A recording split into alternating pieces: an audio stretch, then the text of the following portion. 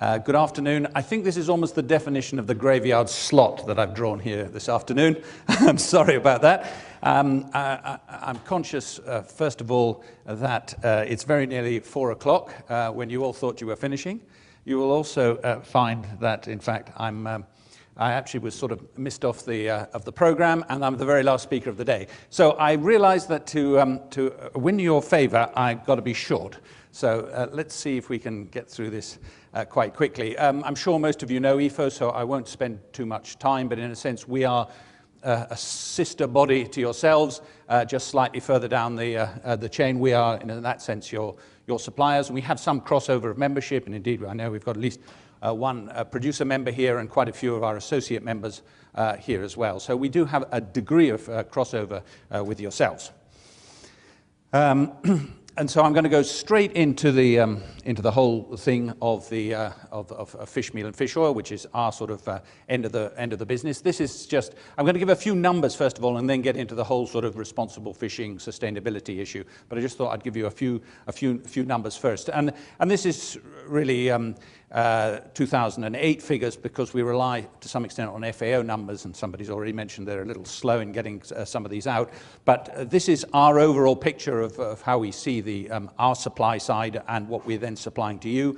And that is, we take around about 22 million tons of raw material, of which about 16, just over 16, about 16.5 million tons in 2008 came from whole fish, around about 5 million tons. That's about 25% of our raw material is in fact fisheries byproducts, heads, guts, tails, backbones, etc. And we then convert that into about 5 million tons of fish meal and about 1 million tons of fish oil. And we take off an awful lot of water to avoid having to ship that around the world, and also to make a stable product. So in that sense, we are converting, shall we say, less desirable fish for which a full market cannot be found for direct human consumption, which is always the preference of the fisherman, is to sell his product for direct human consumption. But there's some that can't be done, and therefore, at the moment, those then go to converted into highly nutritional products of which you make a use. So, not going to spend too long on this, but I think the important thing is to say, basically, the production has been pretty stable over recent years. It's not. It's certainly not going up, and if anything, it's slightly decreased. And if we look at the oil position rather than the fish meal, I won't spend any time on the fish meal. We'll go straight into the fish oil. This is pretty much what you know. This is where it's produced. I'm not going to spend. You've got these. You can look at them later at your leisure. But basically, it shows you the importance we've already heard of, particularly South America with Peru and Chile, but also Scandinavia continues to be important. The USA with the Menhaden fishery there is also very important. This is where we estimate the apparent oil. Well, it says oil consumption. It's in a sense disappearance. This is done by disappearance. So this is not actually where the oil disappears down a human being's gullet. This is, in a sense, where it disappears, as far as we can tell, as far as it being fish oil. It may then become salmon feed or a capsule, an omega-3 capsule, but that's where it disappears.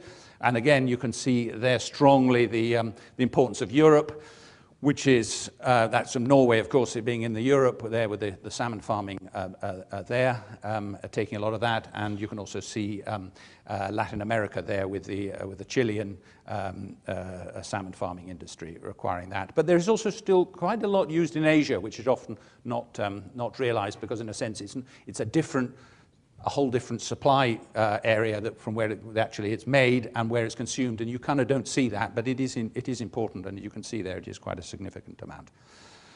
Okay, where does it actually then go? This is about 80% of it in 2009, we estimate, actually goes for aquaculture, around 13% for direct human consumption, that's yourselves, and then about 6% for other things. If we then break down that aquaculture, that's what we see, that really it's the salmonid industry, it's the salmon and the trout, using about nearly 70% of the fish oil that goes to aquaculture went into salmon. And then this is the changing markets. And you can see, first of all, the thing that, yes, it is Aquaculture is a very big user, but despite the fact that aquaculture has grown a lot in the last 10 years, you can see that top blue line, that in actual fact, the amount of oil that is going into aquaculture has not increased at all. It's remained very steady. So aquaculture is growing while using the same amount of fish oil as it did before. What we're seeing is a decrease of other uses, particularly sort of industrial uses, the use of it, converting it into hardened hydrogenated margarines is decreasing, and your demand here is growing, which is for direct human consumption. And that then is about 120,000 tons in 2009 was the estimate for human consumption. Now that compared with the number that Chris gave this morning, he talked about 85, but of course he was talking about 85,000 tons in the finished product. This is what we sell to you, and then there's the concentration that goes on, and obviously then there's what becomes a byproduct for you, which is the sort of the saturated fats, etc., which then are taken off, and the concentrates are what goes on to make the 85,000. So in that sense, we sell to you about 120,000 tons, but it's increasing, which is of course why it's such an important market and why our members are very interested in watching carefully what you do. And I should also say that the aquaculture industry, in particular the salmon industry, is very concerned about your growing demand, because as you demand that, of course, that makes it harder for them and possibly more expensive for them. And they are working extremely hard in trying to find other ways, or the best ways in which they can use the fish oil that they do have. And the inclusion level, just 10 years ago, they would never use anything other than fish oil. Nowadays, you will often see levels of 25% vegetable oils in a salmon diet. And part of that is because they're concerned about the increase that they seek, the increasing demand that comes from yourself. So anyway, that's the background. Let's get down to the actual whole issue of the sustainability of it. And there was a recent FAO report, and the particular author there was a chap called Ulf Wikström, and he wrote, "Where feed fisheries are not managed sustainably, aquaculture today constitutes an important threat to world fish stocks because of aquaculture's reliance on fish meal and thus on reduction fisheries." And of course, when he said fish meal, he also meant fish oil.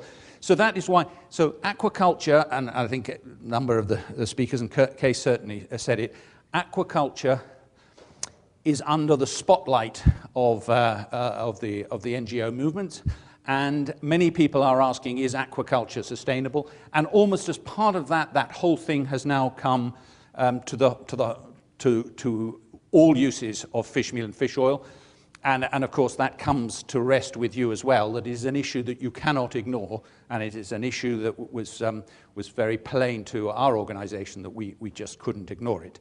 And I think we have to accept, and again that's been talked on by a number of speakers, that most fisheries have been poorly managed at some stage. Significant improvements have been made, and a lot of improvements have been done, and we're beginning to see some of that coming through.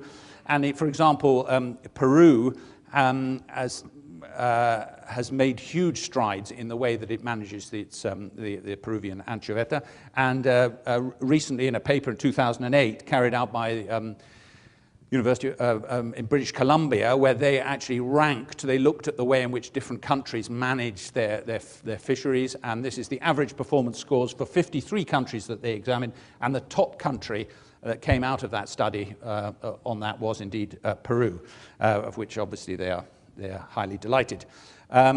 So things are improving. The world's largest feed fishery, which is the Peruvian anchovy, is now well managed. Europe, which has had a pretty appalling history, it has to be said, on its fisheries management, is now rebuilding its fisheries in general, and that includes its feed fisheries. Still concern over feed fisheries in Asia, and mostly due to a lack of fisheries information. We just don't have the information on a lot of the feed fisheries in Asia. And it is becoming increasingly important to be able to demonstrate responsible fisheries management of the raw material. So, in that sense, the whole value chain which starts with us, it starts with the people we supply to, it goes to you, and then it obviously goes to the retailers and the consumer. Everybody is looking for reassurance that there is proper management along the line. Case talked about the FAO Code of Conduct for Responsible Fishery. It's the only recognized measurement of good management.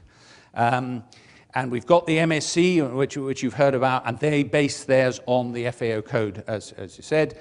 There's currently relatively small volumes. There are more in the pipeline, as Case said, and it's looking good for the future. But at the moment, there's relatively small volumes of MSC-approved material.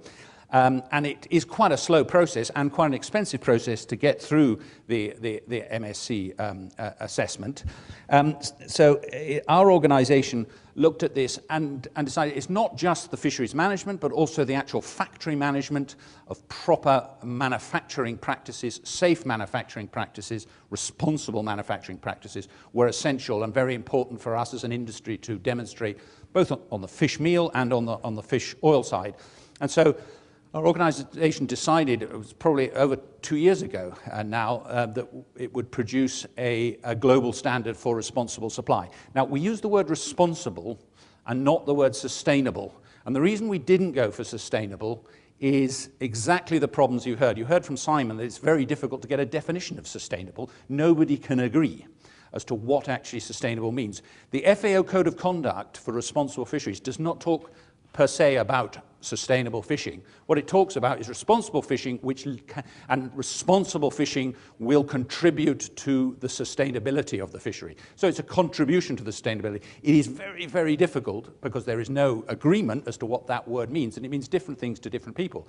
And you've seen that, and Simon put it up there, in terms of what's responsible fishing of the krill. It's almost impossible to define. The MSC, I have to say, they bravely have gone out with the word responsible, and I think Case would be the first to admit it has brought considerable criticism on their head from a lot of NGOs who just say that's ridiculous and that's not sustainable, that's not sustainable, that's not. And it is interesting that the Aquaculture Stewardship Council, the sister organization, is now talking about responsible aquaculture and not sustainable aquaculture for just this reason, because it is such a tricky word to tie down. So we anyway went, we were very conscious that it was going to be very difficult for us to do things talk about sustainability. And anyway, we were talking also about responsible manufacture in the factories. So we went very much for the word responsible. We're nothing about an eco-label. The idea of our scheme was nothing to do with an eco-label. It was to do with business to business, reassuring the value chain.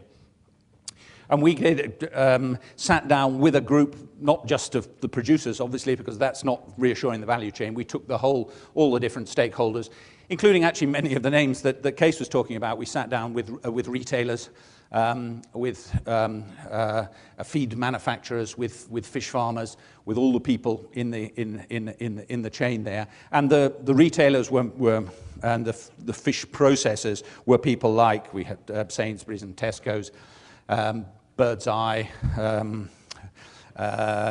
Young's Bluecrest, that Case all mentioned. They all sat on our standard development, on our technical advisory committee, along with some environmental NGOs, and we basically decided what was the responsible supply of fish meal. As a group, it was decided. It took us about 18 months to get to an agreed point, and then we appointed a certification body, a third-party certification body, to undertake the actual work to find out if any applicant would actually meet the global standards. Anybody who wants can go to our website and download them. We're currently undergoing full ISO 65 accreditation, and so that is that actually to check that the scheme we have set up is being properly run. When we say it's independently verified, it is independently verified. It isn't IFO, in a sense, giving prizes to its own members, sort of thing, that it is an independent, properly audited system. So that is currently underway with, again, an internationally recognized accreditation body. And we go on a factory basis. So it's the factory that applies, not a fishery, because we were talking about more than that. So the factory applies, and it has to demonstrate to the auditor, to the third-party certification body, that, first of all, it sources its whole fish from fisheries managed according to the FAO Code of Conduct for Responsible Fisheries, and that includes the MSC. One of the best ways of showing that, so in no way do I want to sort of think that this is not a beauty parade. We are different animals, and I'll come back to that. And so one of the best ways of showing that it follows the management of the fishery, follows the key elements of the FAO Code, is to say it's MSC approved. Fine, tick, no, let's waste no more time, no more money, done. It avoids the use of illegal, unreported and unregulated fish, the IUU fish. So none of that gets into the factory. It doesn't source its fisheries byproducts from IUCN red-listed fisheries or indeed, again, from IUU. So again, we are recognizing fisheries byproducts with a slightly higher. It doesn't in itself have to come from an MSC-approved fisheries to be under our scheme to be considered. So, for example, if you took something like tuna oil, which you use a lot of, the important thing then is that the tuna from which it came was not an endangered tuna, and that it was not an illegally caught or unreported or unregulated tuna fishery, that it was a properly run, but not per se would it have to be a full FAO code managed one, an MSC managed tuna fishery for the oil to, in a sense, be from our perspective considered responsible. And the manufacturers then have also got to have a properly recognized scheme, a quality control scheme, which is a sort of HACCP plus in the factory, GMP, FEMAS, whatever. It's got to demonstrate that the factory is run properly and that there's no adulteration of products, etc. So, as I say, if we compare ourselves, we are a very different thing. We are a business-to-business, nothing about eco-labels. It's not consumer-facing. It's a certification program that enables a compliant factory to demonstrate that it responsibly sources its raw materials from well-managed fisheries and responsibly converts that into pure and safe products. That is, in a sense, what the claim, what a factory can say it does. The MSC, as we've already heard, is actually about the fishery certification of a program and seafood eco-label that recognizes and rewards sustainable fishing. So we're a different thing. So anyway, it was launched in October 2009. First factory was awarded certification almost exactly a year ago now, and we've been adding them ever since. At the moment, we've got Peru, USA, Iceland, and Denmark factories there all signing up, and we've got others in under assessment as we speak, other countries and other raw materials.